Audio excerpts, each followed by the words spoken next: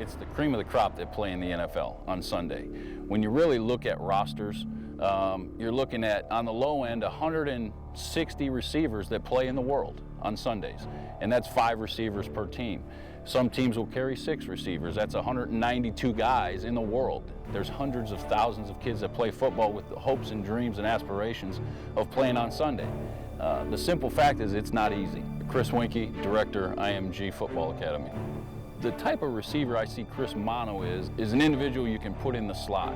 He's not afraid to go over the middle. He's tough. He can make the tough catch, but he's also a guy you can put on the outside who has enough speed to be able to separate from defenders. And so when you're looking at Chris, he really brings a lot of things to the table. I foresee him, if I was coaching a football team, to be a slot type receiver, a third down guy that can really find his way open. Going to make the catch for you, but not only make the catch, he's going to get yards after the catch. And so I think you're looking at him as a valuable asset, especially in the passing game, but also in special teams. He's a guy that'll run down on kickoffs. He's a guy that'll run down on punts. He's also a guy that you can put on the back end to receive punts or to run kickoffs back. So really, you look at him, you could use him in a number of different ways. We've had an opportunity to work with Chris Manno for several years now in his quest to become a professional football player. We find that he is a great high character guy.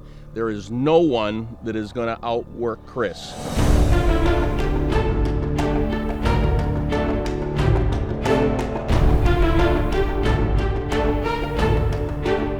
I stay motivated to kind of continue to do what I'm doing because it's honestly become such a passion. I almost can't see myself doing anything else at this point.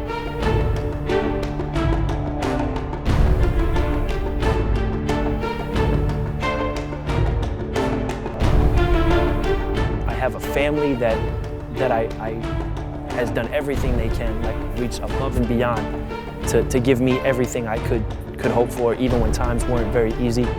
And I guess ultimately I hope to be able to do the same for them, where things aren't the easiest as they could be right now, but God willing, this will work out and I'll be able to make their lives a lot easier.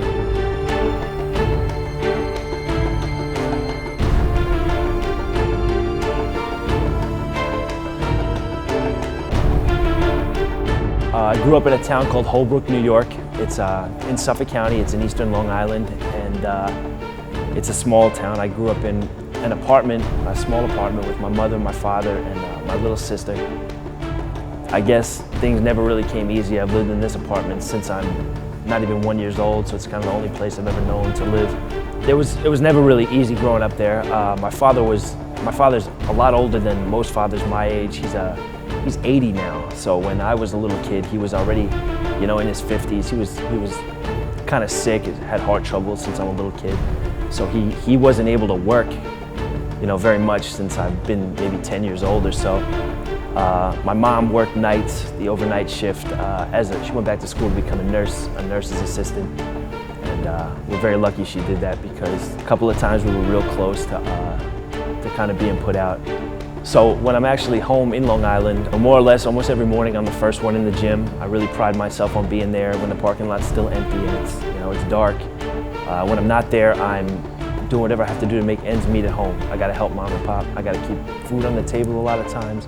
I have to make sure people have rides to doctor's appointments or wherever else they may have to get. Make sure they have their medication, and that's something I take very seriously. I just want to be able to show everybody what I can do, where I've been doubted a lot along the way, and it's almost like fueled me to kind of continue to do this. And there's nothing I would love more than to see all this hard work pay off. He's first one in the weight room every day doing his prehab, last one to leave after catching extra balls for all the quarterbacks. Warren Seagrave, I'm the Director of Speed and Movement at IMG Academy. You frequently find in the NFL that wide receivers have great speed that matches defensive backs. Routinely, they'll run the 40-yard dash in the 4.4s or 4.5s. If we can get a guy above 40 inches on the vertical jump, If we can get him down, if we're doing a 5-10-5, if we can get him sub 40, if he's doing an L drill, you know, the 3-cone drill that they do at the combine and with a number of their guys, if we can get him down in the 6-7s, you know, then we're producing something good. And the vertical jump, anywhere from 38 to 42 inches, is going to be really, really good. My name is Scott Gattikin. I'm head of physical conditioning at IMG Academy. Chris has great speed. We've routinely timed him on our mock combines in the 4.4s, and he's run fast for NFL teams.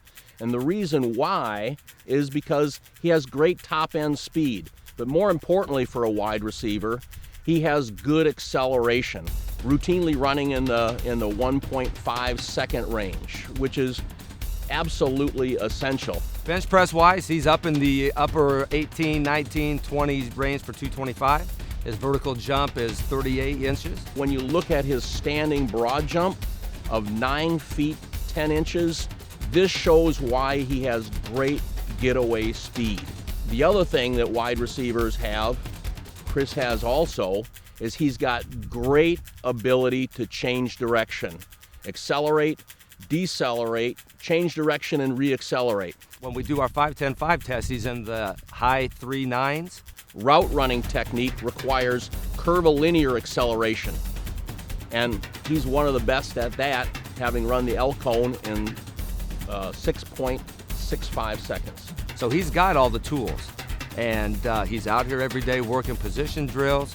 He's out here doing football work with Coach Winkie. So he's got all the weight room tools. He's got the speed. He's got the quickness. He's got the agility. Now it's just finding that opportunity and getting people to notice him.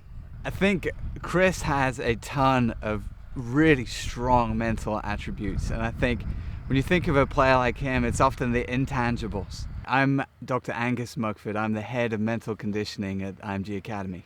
He has great passion for the game.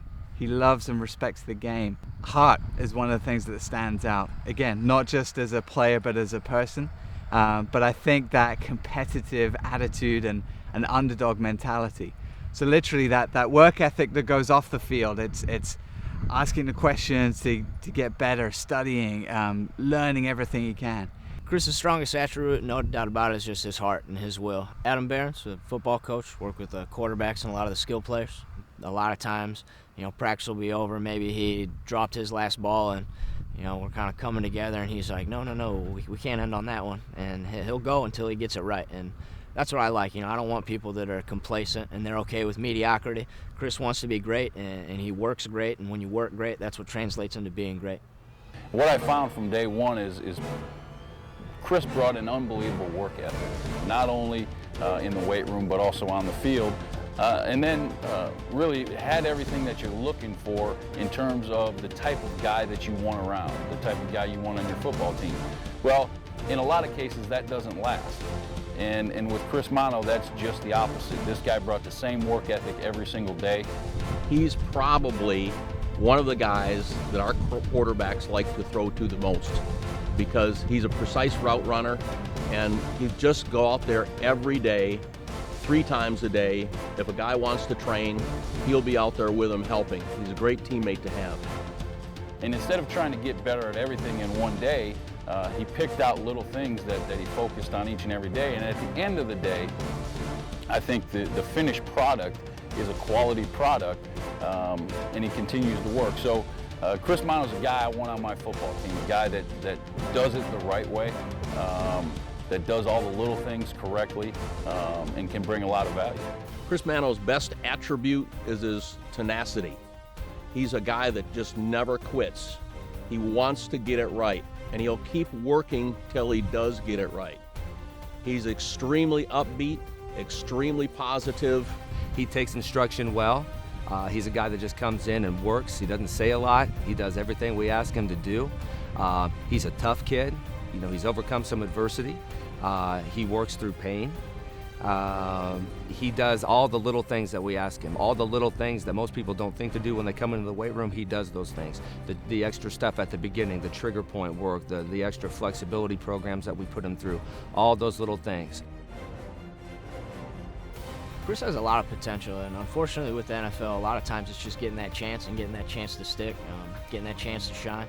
I mean, he can run with any of the guys we've had here. He can catch the ball. He's one of the quickest guys I've ever seen, and I have yet to see a guy that's going to outwork him. He's got the strength, he's got the agility, he's got the ball skills, and he just needs to get a shot now. It's his opportunity to get out there and get noticed, and for somebody to take notice of all the hard work that he's put in the last couple years. I am not willing to fail. Like, if it takes extra hours on the field, I'll do it. If it takes running through a wedge to make a team, I'll do it. If it takes, catching the ball over the middle and getting carried off the field, I'll do it. Like, I will do whatever I have to do to get where I want to be. I will not be outworked.